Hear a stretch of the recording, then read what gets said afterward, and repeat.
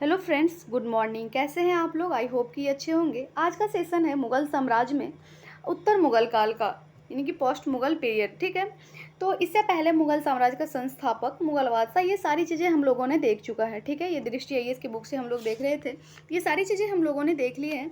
अगर आप में से जो भी नहीं देखें तो वो पहले देख लीजिए, तब जो है चीज़ें आपको पॉइंट वाइज अच्छे से समझ में आएगी। ठीक है, तो मुगल साम्राज्य की बात करें तो मुगल साम्राज्य का संस्थापक और मुगल बादशाह तक तो देख ही लिए थे। उत्तर मुगल काल जो देखेंगे या औरंगजेब की मृत्यु के बाद से देखेंगे। ठीक है, बात करें उत्तर मुगल काल कब से कब तक चलता है, तो यह जो है 1707 यानी कि औरंगजेब की मृत्यु से शुरू होता है और 1857 तक चलता है। ठीक है, यानी कि बहादुर शाह प्रथम से शुरू होता है और बहादुर शाह द्वितीय तक एंड हो जाता है मुगल साम्राज्य। ठीक है, तो आप में से जो भी पिछली वीडियो नहीं देखें तो वो ज़रूर देख लीजिए, और साथ ही वीडियो अगर आपके लिए हेल्पफुल रहेगी तो प्लीज़ वीडियो को लाइक, शेयर एंड चैनल को सब्सक्राइब जरूर कर लीजिए। तो देखते हैं आज का पहला पॉइंट्स क्या है। एक चीज़ हम लोगों ने देखे होंगे, यानी कि जो पहले देखे हैं अकबर के टाइम में, तो देखने को मिला है कि अकबर के शासनकाल से जो है मुग़ल साम्राज्य का उत्कर्ष होना आरंभ हुआ। ठीक है, अकबर के शासनकाल से मुग़ल साम्राज्य जो है उत्कर्ष की ओर, यानी कि उत्कर्ष की ओर होना आरंभ हुआ था। यही जो है औरंगजेब की मृत्यु के बाद यह पतन की ओर जाने लगा मुग़ल साम्राज्य। ठीक है, औरंगजेब की मृत्यु के उपरांत पतन की ओर जाने लगा। क्यों? क्योंकि उसके बाद जो शासक बना वो अयोग्य शासक बना, उतना योग्य शासक नहीं बना। ठीक है, अयोग्य क्यों कह रहे हैं? क्योंकि उसके बाद जो शासक बना उसका जो नीतियाँ थी ना, वो नीतियाँ, प्रशासनिक नीतियाँ कहे तो वो कमज़ोर थी। ठीक है, साथ में एक और ही रीज़न था कि बदलते राजनीतिक परिदृश्यों का भी परिणाम था। ठीक है, अब चलते हैं कि उसके बाद जो बादशाह बना वो कैसे बना। तो औरंगजेब की मृत्यु के बाद क्या हुआ था कि औरंगजेब के तीनों पुत्रों में उत्तराधिकार को लेकर के युद्ध हुआ। तीनों पुत्र में कौन कौन, नाम भी देख लेते हैं साथ में हम लोग। मुअज्जम, मोहम्मद आजम और मोहम्मद कामबख्श। ठीक है, इन तीनों में उत्तराधिकार को लेकर के युद्ध हुआ। इसमें विजयी कौन रहा? तो बहादुर शाह प्रथम। ठीक है, जिसको कि मुअज्जम भी कह सकते हैं, इसका विजयी रहा। ठीक है, इसके बाद फिर शासक बहादुर शाह प्रथम बनता है। तो इसका जो टाइम पीरियड रहता है 1707 से 1712 ईस्वी। ठीक है, तो हम लोग ज़्यादा चीज़ें को डेप्थ में भी नहीं देखेंगे क्योंकि ये प्रीलिम सक्सेस सीरीज बुक से देख रहे हैं और बहुत ही सारी चीज़ें क्लियर हो जाएगी और कम पॉइंट्स में। ठीक है, ऐसे आप वीडियो के एंड तक बने रहते हैं तो आपको सारी चीज़ें समझ में भी आ जाएगी। तो बहादुर शाह प्रथम जो है समझौते और मेल मिलाप की नीति का अनुसरण किया। ठीक है, समझौते और मेल मिलाप की नीति का अनुसरण करके जो है शाही दरबार के अधिकांश गुटों को सहयोग प्राप्त करने में ये सफल रहे। कौन? तो बहादुर शाह प्रथम। ठीक है, फिर क्या हुआ कि बहादुर शाह प्रथम ने सिखों के जो 10वें गुरु थे, गुरु गोविंद सिंह, तो गुरु गोविंद सिंह के साथ मेल मिलाप के संबंध भी स्थापित कर लिए और संबंध स्थापित करके और उन्हें संतुष्ट करने के लिए गुरु गोविंद सिंह को उच्च मनसब प्रदान किए। ठीक है, संतुष्ट करने के लिए उच्च मनसब जो है सम्मान में प्रदान किए। नेक्स्ट पॉइंट देखेंगे कि गुरु गोविंद सिंह की मृत्यु के बाद क्या हुआ, यानी कि गुरु गोविंद सिंह के मृत्यु के बाद सिख धर्म का जो फिर अगला वो शासक बना वो कौन बना? तो बंदा बहादुर। ठीक है, सिख नेता बंदा बहादुर बना और बंदा बहादुर के नेतृत्व में पंजाब में सिखों ने क्या किया कि बगावत कर दिया। ठीक है, जब सिखों ने बगावत कर दिया तो सिख नेता बंदा बहादुर के विरुद्ध जो है बहादुर शाह प्रथम युद्ध करते हुए सैन्य अभियान के दौरान फरवरी 1712 में बहादुर शाह प्रथम की मृत्यु हो गई। ठीक है, बहादुर शाह को उसके शासकीय क्षमता में आप एक चीज़ देखे होंगे, अक्सर क्वेश्चन में पूछा जाता है कि किस मुगल बादशाह को शाह बेखबर के उपनाम से जाना जाता है? आंसर क्या होगा? बहादुर शाह प्रथम। ठीक है, बहादुर शाह प्रथम होगा। तो उसको शाह ए बेखबर या शाह बेखबर के उपनाम से भी जाना जाता था। क्यों जाना जाता था? कि शासकीय क्षमता में अभिरुचि कम था, यानी कि ना होने के बराबर था। ठीक है, इसीलिए उसको जो है शाह ए बेखबर या शाह बेखबर के उपनाम दिया गया। इसके बाद फिर कौन शासक बनता है? तो जहांदार शाह बनता है, जो कि इसका टाइम पीरियड देखिएगा तो 1712 से 13 यानी कि 1 वर्ष का रहता है। 1712 से 13 ईस्वी, ठीक है। हिंदू और मराठा राजाओं से जहांदार शाह जो है हिंदू और मराठाओं राजा से मैत्रीपूर्ण संबंध भी बनाए रखे और उससे आमेर के राजा को, जहांदार शाह ने आमेर के राजा कौन थे, तो राजा जय सिंह थे। तो राजा जय सिंह को जो है मिर्जा राजा सवाई सिंह की पदवी भी दिया था, ठीक है। साथ में मालवा का सूबेदार भी बना दिया था। किसको, तो राजा जय सिंह को, ठीक है।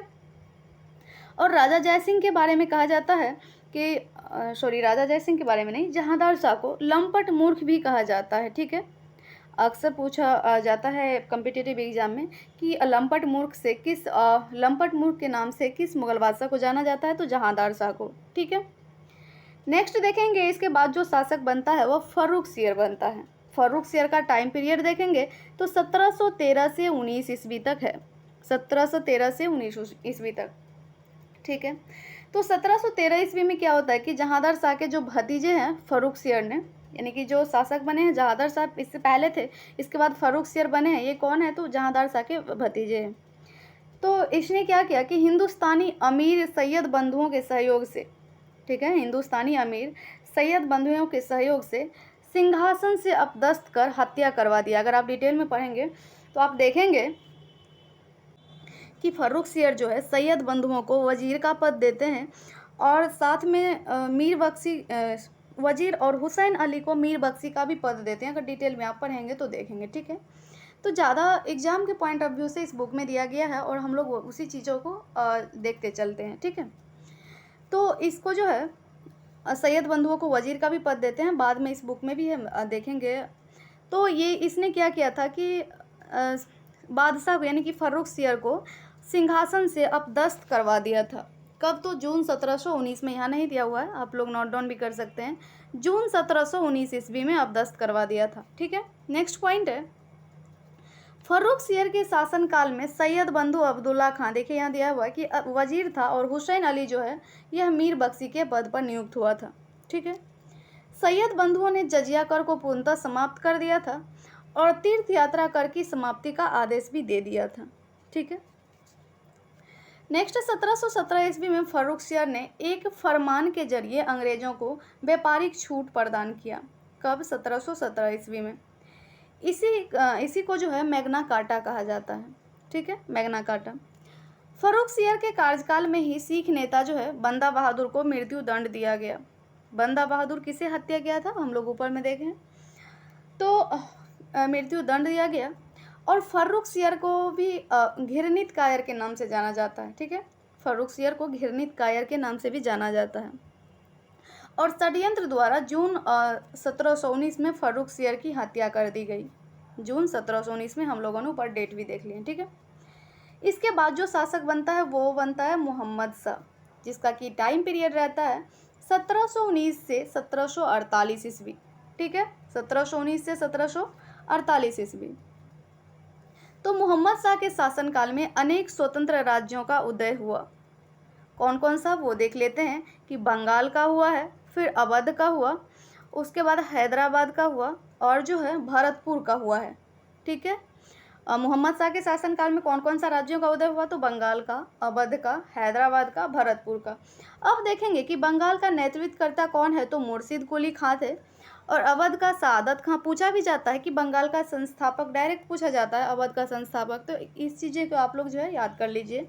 बंगाल का मुर्शिद कुली खां हो जाएगा, अवध का सादत खां हो जाएगा और हैदराबाद का जो है निजाम उल मुल्क हो जाएगा। और इसको चिनकिलिश खां भी कहा जाता है। तो कहीं कहीं निजाम उल मुल्क रहता है, कहीं कहीं चिनकिलिश खां दिया रहता है, तो दोनों चीज़ें को आप लोग याद कर लीजिए। भरतपुर क्या देखेंगे तो चूड़ामन और बदन सिंह है, ठीक है, चूड़ामन व बदन सिंह, ठीक है। ये सब जो है स्वतंत्र सत्ता की स्थापना किया था। नेक्स्ट देखेंगे ईरान का नेपोलियन के नाम से प्रसिद्ध नादिर शाह जो मोहम्मद शाह के शासनकाल में ही, कब, तो 1738 से 39 के बीच भारत पर आक्रमण किया।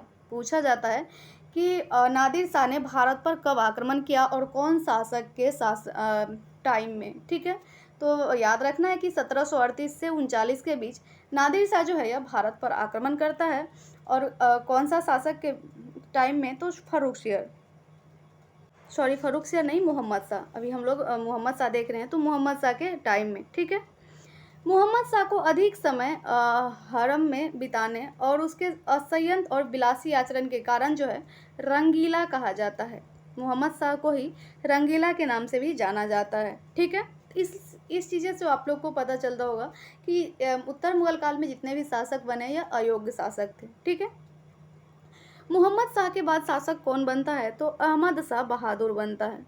अहमद शाह बहादुर, जो कि 1748 से 54 ईस्वी तक इसका शासनकाल रहता है, ठीक है। अहमद शाह का कार्यकाल जो है अहमद शाह अब्दाली के आक्रमणों के लिए जाना जाता है, ठीक है। अहमद शाह अब्दाली के आक्रमणों के लिए अहमद शाह के समय जो है राजमाता उधम बाई के नाम से प्रसिद्ध महिला जो है प्रशासनिक कार्यों में अत्यधिक हस्तक्षेप था, ठीक है। इसका अन्य नाम इसको जो उपाधि दिया गया है, जो राजमाता उधम बाई के नाम से प्रसिद्ध महिला थी, यानी कि प्रशासनिक कार्यों में अत्यधिक हस्तक्षेप करती थी, ठीक है। तो इसका जो उपाधि दिया गया था किबला ए आलम का। राजमाता उधम बाई को जो उपाधि प्राप्त थी किबला ए आलम का, ठीक है। फिर 1754 में जो है वजीर इमाद उल मुल्क ने, कब, तो 1754 में मराठों के सहयोग से अहमद शाह को अपदस्थ कर दिया। और अहमद शाह को अपदस्थ करने के बाद जो है आलमगीर द्वितीय को मुगल बादशाह बना दिया, ठीक है। तो अब हम लोग देखेंगे आलमगीर द्वितीय का शासनकाल। तो आलमगीर द्वितीय का शासनकाल जो है 1754 से 1758 ईस्वी तक रहा है, ठीक है। आलमगीर द्वितीय जो है इसको कौन बनाया था शासक, यानी मुगल बादशाह कौन बनाया था, तो इमाद उल मुल्क ने बनाया था। तो इमाद उल मुल्क का ही कठपुतली बना रह गया, ठीक है। आलमगीर द्वितीय जो है या इमाद उल मुल्क का कठपुतली बना रह गया, जो इसको वजीर के पद दिया, यानी वजीर जो है इसको बादशाह बनाया था। और देखेंगे कि प्लासी का युद्ध जब 1757 में होती है, यानी कि जून 1757 में हुआ था, तो उस समय जो शासक था दिल्ली का यह आलमगीर द्वितीय ही था, ठीक है। फिर 1758 में ही इमाद उल मुल्क ने, 1758 में किसने, इमाद उल मुल्क ने, जो इसको शासक बनाया था, उसी ने आलमगीर द्वितीय की हत्या करवा देता है, ठीक है। हत्या करवाने के बाद फिर शासक किसको बनाता है, यानी सिंहासन पर किसको बैठाता है, तो शाहजहां तृतीय को सिंहासन पर बैठाता है।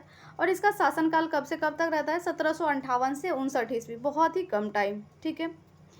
तो इसके बारे में, शाहजहां तृतीय के बारे में ज़्यादा कुछ नहीं पूछा जाता है, इसलिए इसके बाद जो शासक बनता है उसको हम लोग देखेंगे शाह आलम द्वितीय, जो कि 1759 से 1806 ईस्वी तक शासक रहा है, ठीक है। शाह आलम द्वितीय जो है यह आलमगीर के पुत्र है, ठीक है। आलमगीर के पुत्र अली गौहर थे। अली गौहर ही बाद में जो है यह शाह आलम द्वितीय के नाम से फेमस हो गए, ठीक है। तो यह जो है शाह आलम द्वितीय के नाम से स्वयं को मुगल बादशाह घोषित किया, ठीक है। और यह बहुत दिनों तक, यानी कि वर्षों तक जो है दिल्ली भी नहीं आ सका था। शाह आलम द्वितीय जब 1764 ईस्वी में बक्सर का युद्ध हुआ था, तो बक्सर के युद्ध में मीर कासिम और अवध के नवाब शुजाउद्दौला के साथ मिलकर ईस्ट इंडिया कंपनी के विरुद्ध लड़ाई लड़ी थी। यानी कि शाह आलम द्वितीय मीर कासिम और शुजाउद्दौला के साथ मिलकर, ठीक है, ईस्ट इंडिया कंपनी के विरुद्ध लड़ाई लड़ी थी। और इस युद्ध में देखेंगे कि बक्सर के युद्ध में अंग्रेजों से पराजित होने के बाद शाह आलम द्वितीय अंग्रेजों का पेंशन भोगी बनकर रह गया, ठीक है। कब, तो बक्सर के युद्ध में पराजित हुआ था। इसी के शासनकाल में, यानी शाह आलम द्वितीय के शासनकाल में अहमद शाह अब्दाली और मराठों के बीच पानीपत का युद्ध होता है। पानीपत का तृतीय युद्ध कब होता है, तो जनवरी 1761 ईस्वी में पानीपत का तृतीय युद्ध होता है, ठीक है। इसमें मराठों का पराजय हो जाती है, ठीक है। इसके बाद फिर शासक कौन बनता है, तो अकबर द्वितीय शासक बनता है। अकबर द्वितीय का शासनकाल देखिएगा तो 1806 से 1837 ईस्वी तक है। अकबर द्वितीय के शासनकाल तक जो है मुगल बादशाह मात्र लाल किले तक सिमट कर रह गया, ठीक है। अकबर द्वितीय जो है अंग्रेजों के संरक्षण से बनने वाला प्रथम मुगल बादशाह था, अंग्रेजों के संरक्षण से बनने वाला, ठीक है। अकबर द्वितीय को ही राम मोहन राय को राजा की उपाधि दी थी। अकबर द्वितीय ने ही जो है राजा राम मोहन राय को राजा की उपाधि दी थी, ठीक है। नेक्स्ट है ये पूछ सकता है, तो ये चीज़ आप लोग याद रखिएगा कि अकबर द्वितीय ने ही राजा राम मोहन राय, जो यानी कि राजा कहने से पहले यानी कि राम मोहन राय को राजा की उपाधि दी थी। ये चीज़ को याद रखना है। नेक्स्ट है बहादुर शाह द्वितीय, यानी कि इसके बाद जो शासन रहा है यानी शासक बना है बहादुर शाह द्वितीय, जिसका कि शासनकाल कब से कब तक था, तो 1837 से 1857 ईस्वी तक। ठीक है, ये अंतिम मुगल बादशाह था बहादुर शाह द्वितीय।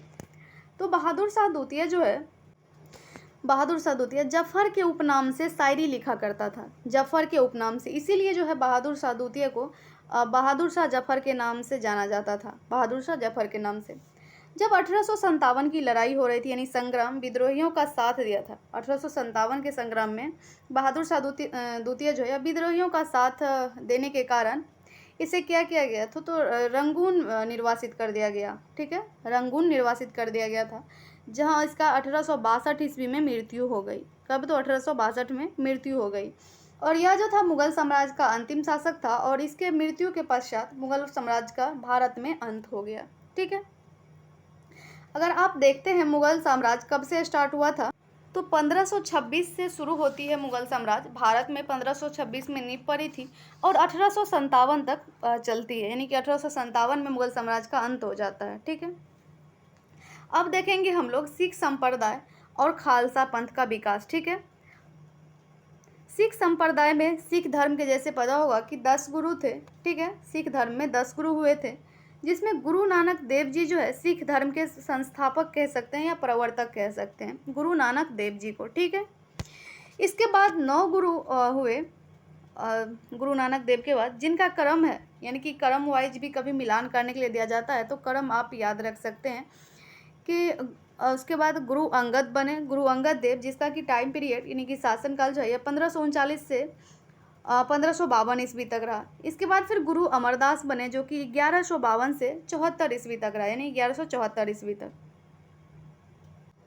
यहाँ पे एक चीज़ मिस्टेक दिया हुआ है, देखिए गुरु अमरदास का जो टाइम पीरियड दिया हुआ है ना, यह 1100 नहीं 1500 होगा, 1552 से 1574। ठीक है, 1552 से आप लोग करेक्ट कर लीजिएगा, 1552 से 1574 होगा, यहाँ मिस्टेक से 11 आ गया। ठीक है, फिर गुरु रामदास आते हैं, गुरु रामदास का 1574 से 1581 तक रहता है।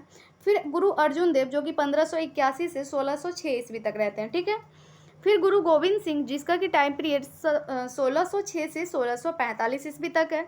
गुरु हर राय का जो है 1645 से 1661 ईस्वी तक है। फिर नेक्स्ट कौन है, गुरु हरकिशन, 1661 से 1664 ईस्वी। फिर गुरु तेग बहादुर, जो 1664 से 1675 ईस्वी तक रहते हैं। फिर अंतिम में कौन आते हैं, यानी लास्ट में गुरु गोविंद सिंह, जो कि 1675 से 1708 ईस्वी तक शासनकाल रहते हैं। ठीक है, नेक्स्ट है 17वीं शताब्दी के दौरान। ठीक है, 17वीं शताब्दी के दौरान जो है सिख एक राजनीतिक समुदाय के रूप में गठित हो गए, और गुरु गोविंद सिंह ने 1699 में खालसा पंथ की स्थापना की और प्रसिद्ध नारा दिया, कौन सा, तो राज करेगा खालसा। ठीक है, किसने दिया था, गुरु गोविंद सिंह ने।